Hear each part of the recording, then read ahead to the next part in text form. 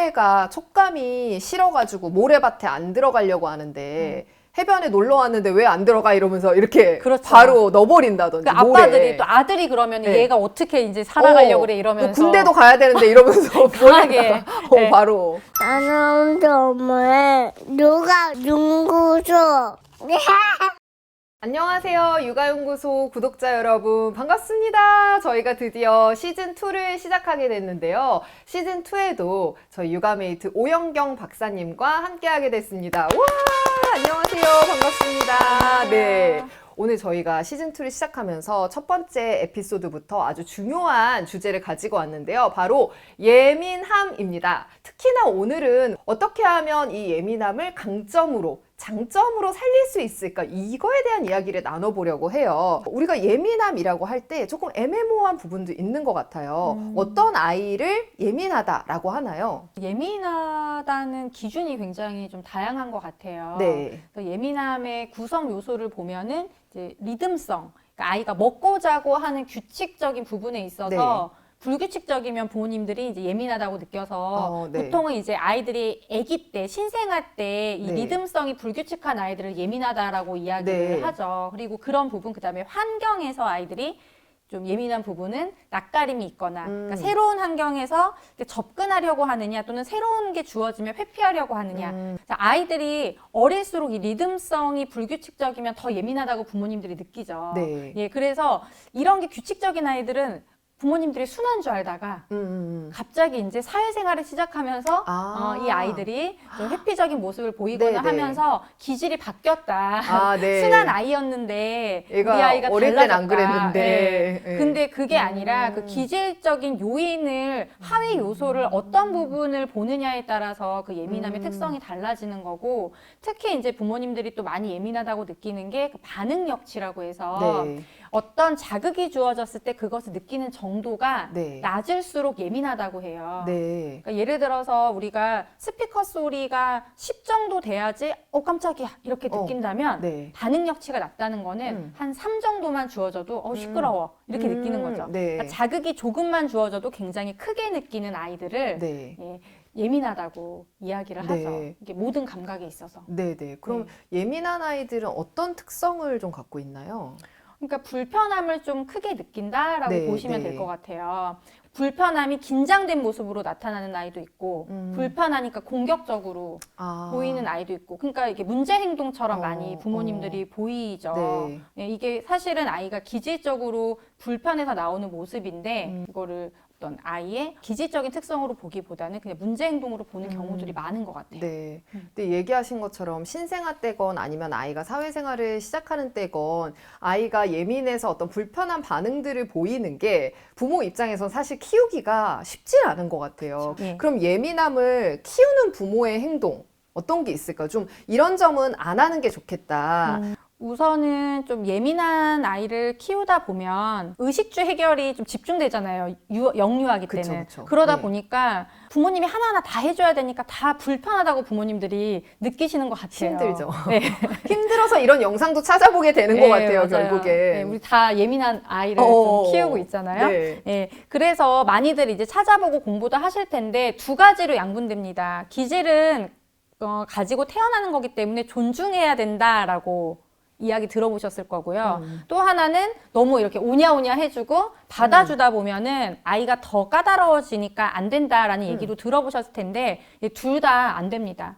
예를 네. 들어서 아이를 계속 허용해주고 뭐 소리가 민감한 아이예요. 그러면 조용하게 분위기를 만들어주고 아이가 뭐 불편한 옷을 힘들어한다 그러면 항상 넓은 옷만 입혀주고 네. 이런 네. 식으로 낯선 곳엔 전혀 데려가지 네. 않고 이렇게 네. 하다 보면 아이는 그것을 기본값으로 생각하는 거예요. 그러면 나중에 어딘가를 갔을 때 나를 자극하는 불편한 소리가 들리면 환경을 탓하게 되죠. 왜 여기는 왜 이렇게 시끄러워? 옷이 왜 이렇게 불편해? 왜 이렇게 불편한 게 많아 세상에. 이렇게 생각하면서 자꾸 모든 상황에서 좀 부정적으로 네. 항상 그 내가 원하는 그게 딱 세팅이 돼야 돼. 근데 그럴 수가 없잖아요. 그쵸. 그러니까 매사에 좀 불만이 많은 사람으로 네. 비춰지면서 까다롭다. 네. 자, 그러면은 반대로 계속 통제한다. 이게 무슨 소리가 난다 그래. 이게 옷이 뭐가 불편해. 그냥 입어. 이렇게 되면은 누굴 탓하게 될까요? 자기 자신을 좀 맞아요. 탓하게 되죠. 나는 네. 왜 이럴까? 그렇죠. 남들은 안 괜찮다는데. 불편한데 내가 좀 이상한가 보다라고 생각하면서 나를 탓하게 되니까 우울해지고 나는 왜 그럴까? 내가 싫어지고 그런 상황들이 생기는 것 같아요. 그래서 예민한 사람들이 남들을 힘들게 하거나 나를 힘들게 할 경우가 있는데 남들 힘들게 하는 경우가 아까 그건 것 같아요. 그렇죠. 이것도 마음에 안 들고 저것도 마음에 안 들고 다 모든 것이 불만이거나 아니면은 나 왜 이렇게 예민한 거야? 남들은 괜찮은데. 그렇죠. 그런 두 가지 경우가 많아서 네. 우리가 특히나 과거에는 예민하다라고 하는 단어가 좀 부정적으로 많이 쓰였던 것 같아요. 최근에는 이 예민함이라는 거를 좀 장점으로도 얼마든지 활용할 수 있다. 오히려 좋은 점들이 많아요. 이렇게 좀 보는 관점이 달라지는 것 같은데 어떻게 생각하세요? 처음에 얘기했던 저 사람 좀 예민해라고 얘기하는 거는 성격적인 부분. 그렇죠, 그렇죠. 어떤 상황을 봤을 때 반응하는 게 굉장히 부정적으로 반응하는 네. 거에 대해서 이야기를 하는 거죠. 네. 근데 그 부정적으로 반응하는 그 예민하다는 그 사람이 가지고 있는 고유의 특성이 실제로 예민할 수도 있지만 아닐 수도 있는 거예요. 프로 불만러. 그 불만이 근데 어릴 때부터 예민했기 때문에 더 불편을 많이 느껴서 그럴 수도 있지만 네. 꼭 그런 사람들만이 부정적인 반응을 보이는 건 아닐 테니까. 그 어떤 우리의 고정관념이기도 하네요. 근데 요즘에 네. 예민함에 대해서 긍정적으로 말하는 거는 그런 어떤 상황에서의 반응을 부정적으로 하는 사람들을 얘기하는 게 그쵸, 아니라 그쵸. 네. 고유의 가지고 있는 기질의 특성에 대한 존중, 그것이 가지고 있는 강점에 대한 이야기를 한다고 봐요. 어떤 강점들이 있을까요? 예민하다는 거는 잘 느낀다는 거잖아요. 그쵸, 그쵸. 뭐 그게 불편함을 잘 느끼는 거일 수도 있고 남들이 못 보는 것을 잘 보는 거일 수도 있고 반대로 양육자가 예민하지 않으면 네. 문제들이 많이 생기거든요. 네. 아이의 요구를 잘 적절하게 반응을 못한다. 그러면 양육자가 민감하고 예민하면 아이의 불편함이나 이런 것들을 잘 알아채기 때문에 반응을 해주는데도 네. 일단 도움이 되고 그다음에 인간관계에 있어서도 사람의 표정이라든지 목소리의 변화라든지 이런 것들도 잘 관찰하게 되니까 눈치 있게 행동하는 부분도 있겠죠. 그럼 좀 청각이 예민한 아이는 어떤 장점이 있을까요? 예를 들어서 아니면은 시각적으로 좀 예민한 아이라든지. 그 이제 직업적으로 한번 생각해 보면 네. 좋을 것 같아요. 네. 시각적으로 예민한 아이들이 어렸을 때도 이제 특징들을 보면은 네. 변화를 잘 알아채죠. 제가 예전에 그 어린이집에서 있을 때 5살 아이가 그 아이만 알아보더라고요. 선생님 앞머리 잘랐어요. 이렇게 살짝 다듬었는데 네. 걔는 항상 보면은 제가 이렇게 반짝거리는 뭔가를 입고 하거나 그러면 항상 와가지고 만지고 어. 선생님 예뻐요 이런 네. 식으로. 네. 그러니까 너무 예뻐 보이죠.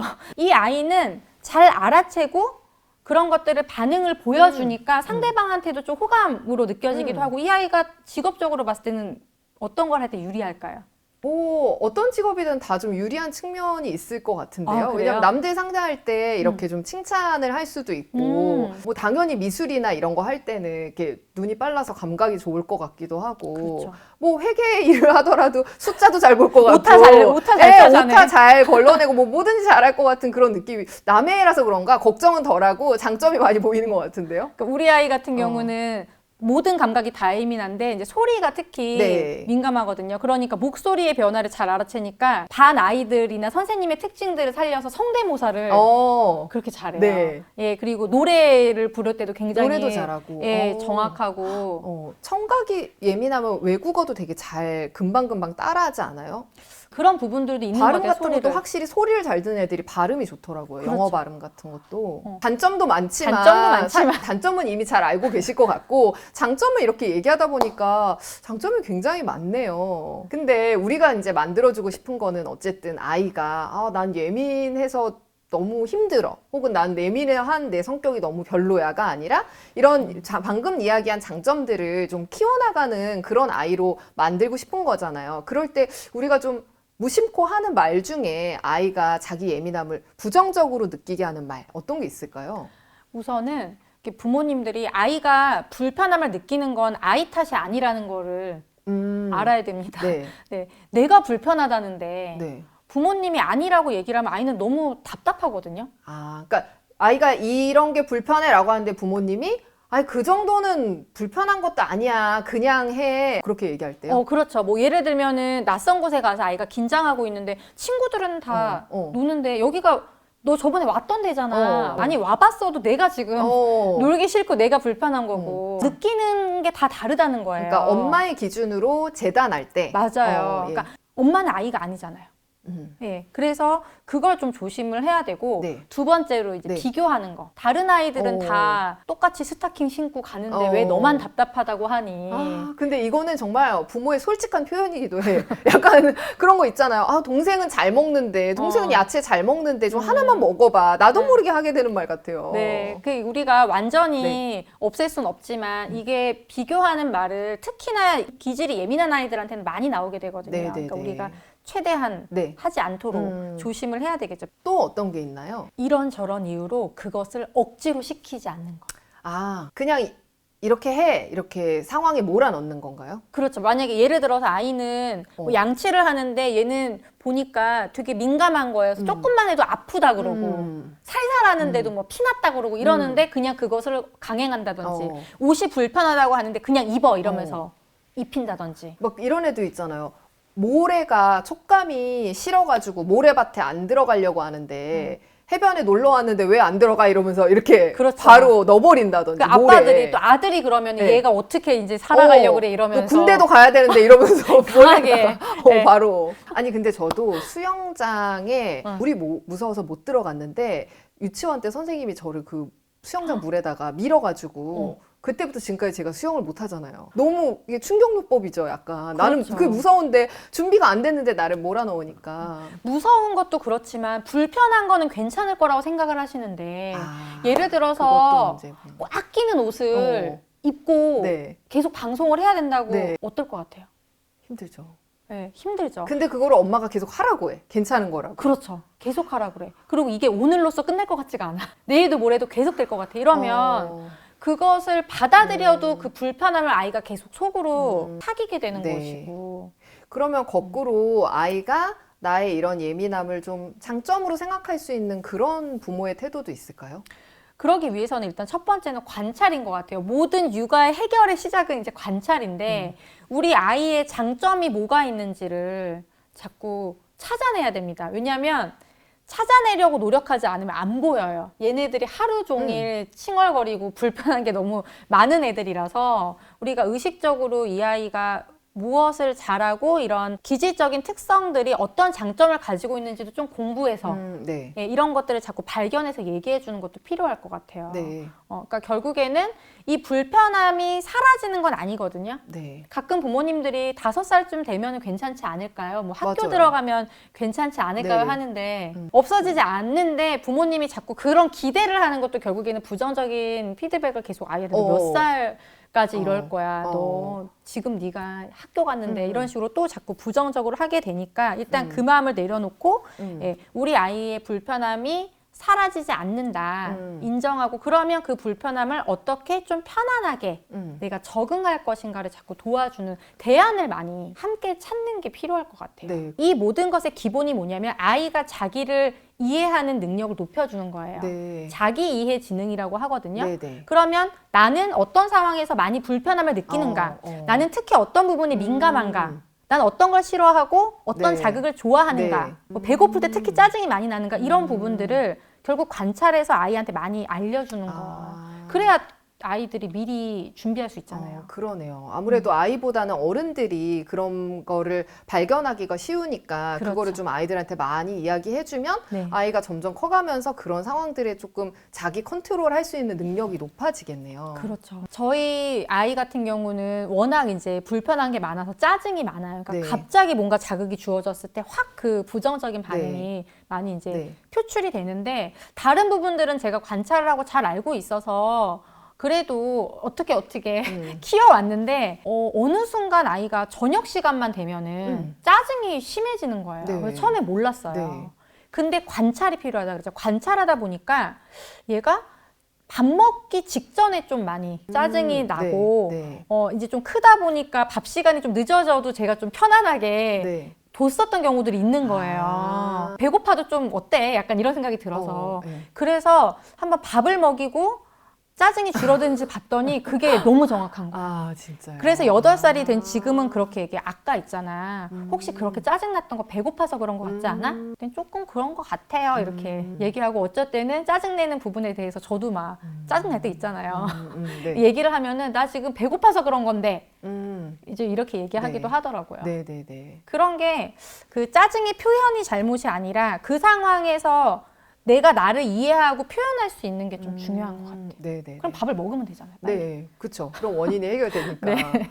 그럼 마지막으로 좀 예민한 아이를 키우는 부모님들께 해주고 싶은 말이 있다면? 좀 많이 힘드실 거라고 일단 생각이 드는데 이 예민함이라는 거는 모든 기질이 다 마찬가지지만 사람의 외모처럼 다 그냥 각자 가지고 있는 고유의 특성이거든요. 근데 이 예민함이라는 거는 부모님들의 입장에서는 아이들을 하나하나 챙겨야 되기 때문에 되게 부정적인 것으로 인식될 수밖에 없는 예, 그런 상황인 것 같아요. 하지만 우리가 이 시기를 잘 다듬어서 예, 도와준다면은 우리 아이들의 이 예민함이 어느 자리에 가든 빛날 거라고 생각을 합니다. 네. 예, 그리고 예민하지 않아도 다 힘들어요.